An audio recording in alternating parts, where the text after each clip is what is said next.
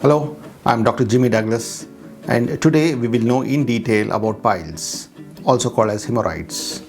Watch all the 6 videos we made which covers piles, fissures and fistulas. Let's get started. Piles, fissures and fistulas are called as anorectal diseases, as they originate either from the anal canal or the rectum. Here you can see the rectum and the anus. Piles are swollen vascular structures due to increased pressure from inside the anal canal. They are also called as hemorrhoids.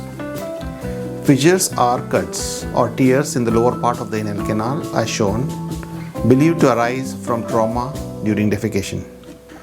Whereas fistulas are tunnels formed when infected anal glands form abscess.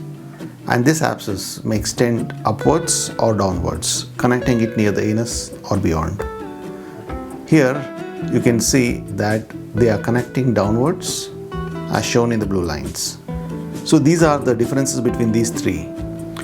But we have seen that any discomfort or any complaint in the anal region is described by a patient as piles. But now we know that these are all 3 different diseases, and the treatment is also different for all the 3. Now let's know what are piles.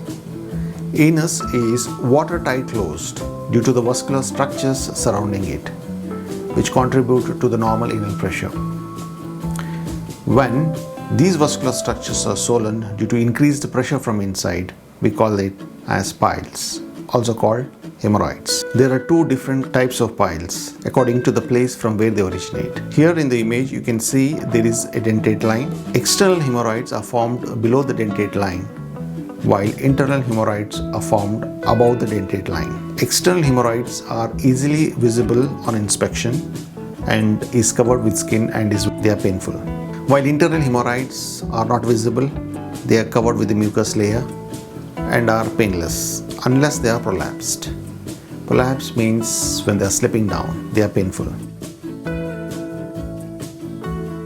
Patients visit us primarily because of the pain and also when they see bright red blood accompanying the stools or immediately after passing the stools or on the toilet paper. Itching and discomfort around the anal region is the common initial symptoms the patients notice, and the cause for concern increases when they notice lumps which is accompanied with pain, more so while sitting, which interferes in their normal day-to-day life. In internal hemorrhoids, bleeding is noticed, but it's not painful. Pain is only when the internal hemorrhoids are prolapsing or slipping down. When internal hemorrhoids are swollen, they release mucus, which is the cause for staining of your underwear, and the mucus itself causes further inflammation and resulting in burning sensation around the anus, which turns itchy.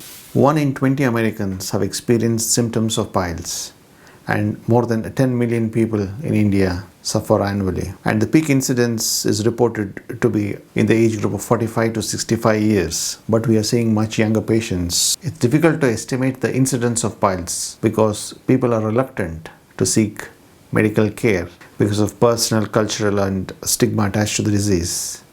It's time you talk to your doctor about this. We are seeing younger patients with piles because of their eating habits and sedentary lifestyle contributing to it.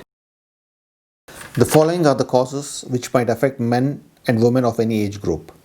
Straining during defecation causes continuous high pressure on the veins which become enlarged. Straining can happen during pregnancy or sitting on the toilet for longer periods of time, while increased weight is also one of the causes listed. So how do we prevent it? Watch our next video to see what steps you should be taking in your day-to-day life to prevent piles.